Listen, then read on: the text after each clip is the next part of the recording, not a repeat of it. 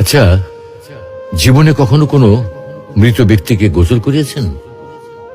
যদি কখনো সুযোগ হয় তাহলে সেই মৃত ব্যক্তিকে গোসল করাবেন।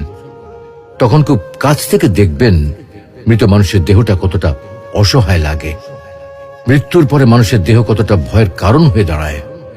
সুযোগ পেলে রাতে লাশটা পাহারা দেবেন, তখন বুঝতে পারবেন প্রিয় মানুষটার লাশ রাতের বেলায় আপনার কাছে কতটা অদ্ভুত লাগে, কতটা ভয়ের কারণ হয়ে ওঠে, কতটা আতঙ্কের কারণ হয়ে যায়। সুযোগ পেলে মৃত ব্যক্তির শরীরে একটু হাত লাগিয়ে কিছুক্ষণ তার স্পর্শ নেবেন। আপনি তখন উপলব্ধির সুযোগ পাবেন এই পৃথিবীতে বিশাল প্রভা প্রতিপত্তি মৃত্যুর পরে কতটা নির্যাতনের রূপ নেয়। সুযোগ পেলে আপনজনদের লাশ কবরে নামাবেন খুব আগ্রহ নিয়ে। শেষবারের মতো মৃতদেহের মুখটি একবার দেখার চেষ্টা করবেন এবং বারবার উপলব্ধি করার চেষ্টা করবেন এই মৃতদের সাথে অনন্তকালের যাত্রার পথে এটাই আপনার জীবনের শেষ দেখা। সুযোগ পেলে মাঝে মধ্যে কবরস্থানে গিয়ে নীরবে কিছুক্ষণ দাঁড়াবেন।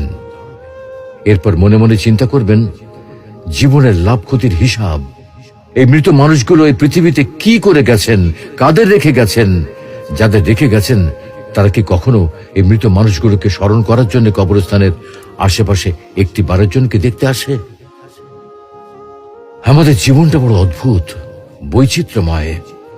আমরা এর জন্য ওর জন্য, ধন সম্পদের জন্য, ঐশ্বর্যের জন্য, বাড়ি গাড়ি টাকা পয়সার জন্য কত না মায়া দেখাই, আগ্রহ দেখাই, আরো চাই আমাদের।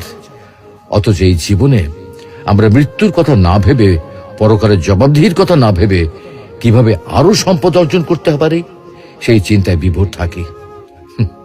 হায় রে জীবন, এখনো সময় আছে, ফিরে আসুন মহান রবের দিকে।